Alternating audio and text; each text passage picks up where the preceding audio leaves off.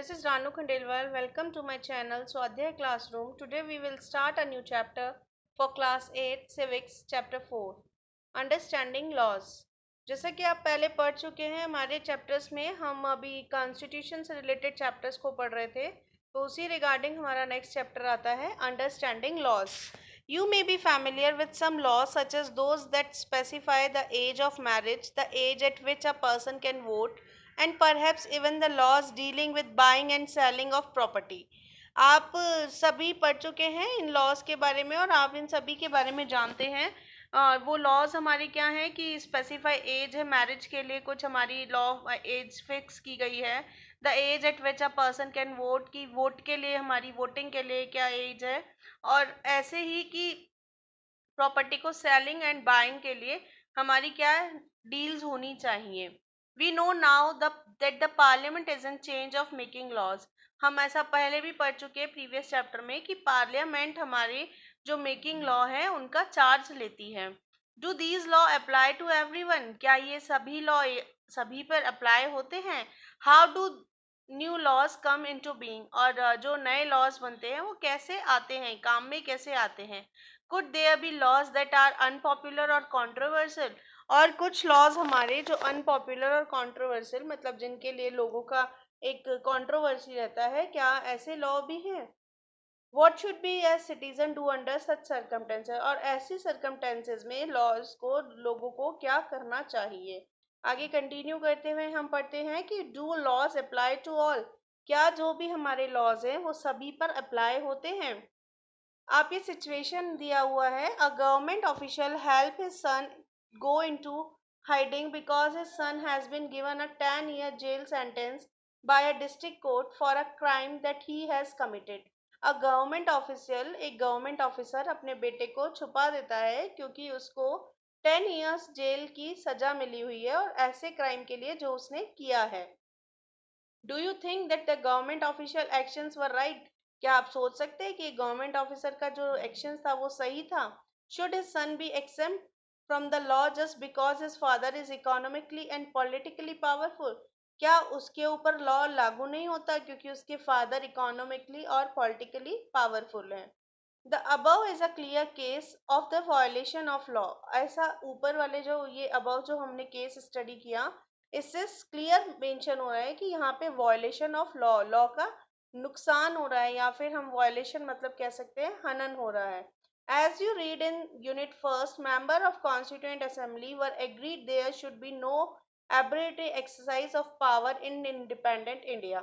ऐसा कि हम फर्स्ट चैप्टर में कॉन्स्टिट्यूएंट असेंबली में पढ़ चुके हैं कि जब कॉन्स्टिट्यूएंट असेंबली बनाई गई थी तो सभी लोगों को पावर दिया गया था कि इंडिपेंडेंट इंडिया में कोई भी किसी के साथ डिस्क्रिमिनेशन नहीं करेगा.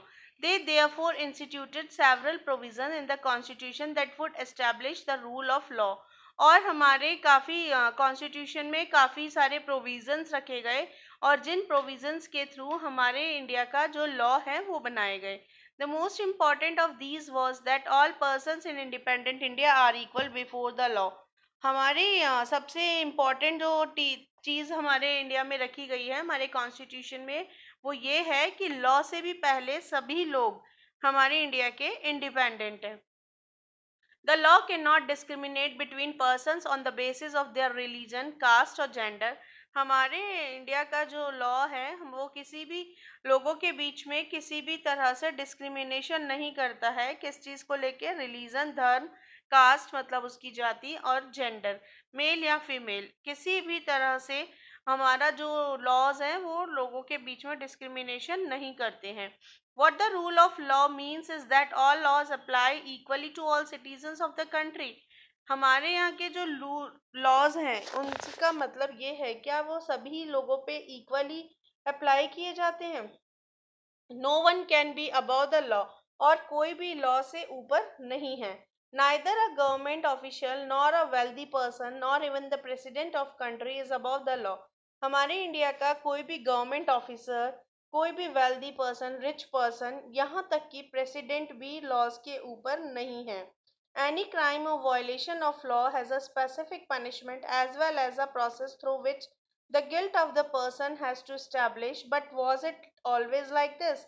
हमारे इंडिया में जो भी वॉयलेशन या जो भी क्राइम होता है, वॉयलेशन ऑफ लॉ, लॉ की से छेड़छाड़ होता है या फिर क्राइम किया जाता है, तो उसके लिए एक स्पेसिफाइड पनिशमेंट दिया गया है और वो उसमें तब तक है जिसकी वजह से उस पर्सन को गिल्ट महसूस हो और उसको सजा मिल सके। लेकिन क्या ये हमेशा ही सही होता है या हमेशा इसे इम्प्लीमेंट किया गया है? In ancient India, there were immeasurable and often overlapping local laws. Ancient India में देखा गया है कि हमारे जो लॉज हैं वो ओवरलैपिंग, कुछ ज्यादा ही लॉज थे जो लोगों में ढंग से नहीं बटे हुए थे। Different communities enjoy different degrees of autonomy in administrating these law. और डिफरेंट कम्युनिटी, जो अलग अलग समाज में लोग रहते हैं, वो अलग अलग लोग अपनी कम्युनिटी के अकॉर्डिंग, अपने लोगों के अकॉर्डिंग उन लॉज को अपने ऊपर चलाते हैं और अपने अकॉर्डिंग ही उन लॉज को वो बनाते हैं। In some cases, the punishment that two persons receive for the same crime varied depending on their caste background. और कुछ केसेस में तो ऐसा होता है कि अगर दो पर्सन एक जैसी ही क्राइम किए हुए हैं लेकिन अलग अलग कास्ट के बैकग्राउंड से हैं, तो जो लोअर कास्ट का पर्सन है उसे ज्यादा पेनलाइज किया जाएगा, हार्शली पेनलाइज, मतलब उस पर ज्यादा स्ट्रिक्ट लॉ लगाया जाता है। दिस स्लोली बीइंग to change at this system of law begin to further evolve during the colonial period. और ये सब धीरे धीरे चेंज होने लगा जैसे ही हमारा जो कॉलोनियल पीरियड है वो खत्म होने लगा। It is often believe that it was the British colonist who introduce the rule of law in India. और ये विश्वास किया जा सकता है कि जो ब्रिटिश कॉलोनीज थे उन्होंने इंडिया में लॉज को इंट्रोड्यूस किया था। Historians have disputed this claim on several grounds. हमारे जो हिस्टोरियंस हैं, हिस्ट्री लिखने वाले जो होते हैं, उन्होंने बताया है कि इस तरह के डिस्पुट हमें अलग अलग जगह पे देखने को मिले थे। Two of which include first that colonial law was attributary and second that the Indian nationalist play a prominent role in the development of the legal sphere in British India. इनमें से दो लॉज आपके जो include किए गए थे, first तो ऐसा लॉ कॉलोनियल लॉ था और सेकंड ऐसे नेशनलिस्ट जो ब्रिटिश इंडिया के अगेंस्ट थे, जो ब्रिटिश इंडिया से हमें अपने आप को इंडिपेंडेंट करना चाहते थे। One example of the attributions that continue to exist as part of British law is the sedition act of 1870। एक जो हमारा जो कॉलोनियल एम्पायर्स के लॉ थे उसमें एक पार्ट है जिसने सेडेशन एक्ट ऑफ 1870 दिया था। The idea of sedition was very broadly understood within this act. और इस एक्ट के अकॉर्डिंग हम इस आइडिया को भी पढ़ सकते हैं। एनी पर्सन प्रोटेस्टिंग और criticising the British government could be arrested without due trial. और ये सेडिक्शन एक्ट आपका क्या था कि अगर कोई भी पर्सन अगर ब्रिटिश गवर्नमेंट के अगेंस्ट है या प्रोटेस्ट कर रहा है, क्रिटिसाइज कर रहा है ब्रिटिश गवर्नमेंट को, तो उसको बिना किसी प्री वारंट या बिना किसी ट्रायल के ही डायरेक्ट अरेस्ट कर लिया जाता था। Indian nationalists being protesting and criticizing this activity used to authority by the British। हमारे इंडिया के जो नेशनलिस्ट थे, जो रिवॉल्यूशनरीज हुए थे, उन्होंने प्रोटेस्ट और क्रिटिसाइज करके ब्रिटिश अथॉरिटी को थोड़ा रिफ्यूज किया था, उनकी जो भी मतलब उनकी जो पावर थी उसको कम किया था। They also began fighting for greater equality and wanted to change the idea. और वो चाहते थे कि इक्वालिटी हो और लोगों का आइडिया जो है वो चेंज किया जा सके।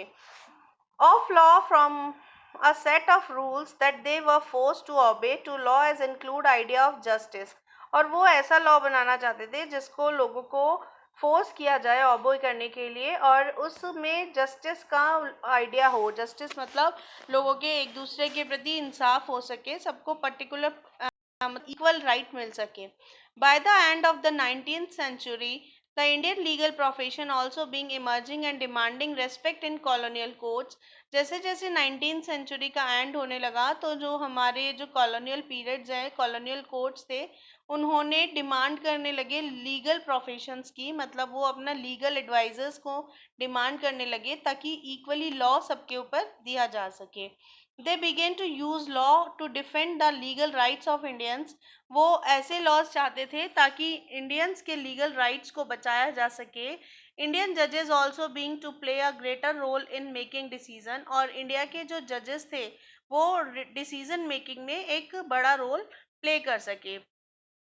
Therefore, there was were several ways in which Indian plays a major role in the evolution of the role of law during the colonial period. यहाँ पे बहुत सारे ऐसे वेज हुए हैं, सेवरल वेज, जहाँ पे इंडियंस ने बहुत बड़ा रोल अदा किया है और लॉ बनाने के लिए। और कहाँ पे? During the colonial period. Colonial period मतलब आपको पता है, कॉलोनियल पीरियड का मतलब होता है जहाँ पे आपके राजा महाराजा का शासन होता है। With the adoption of constitution, this document serve as the foundation on which our representatives being making laws for the country।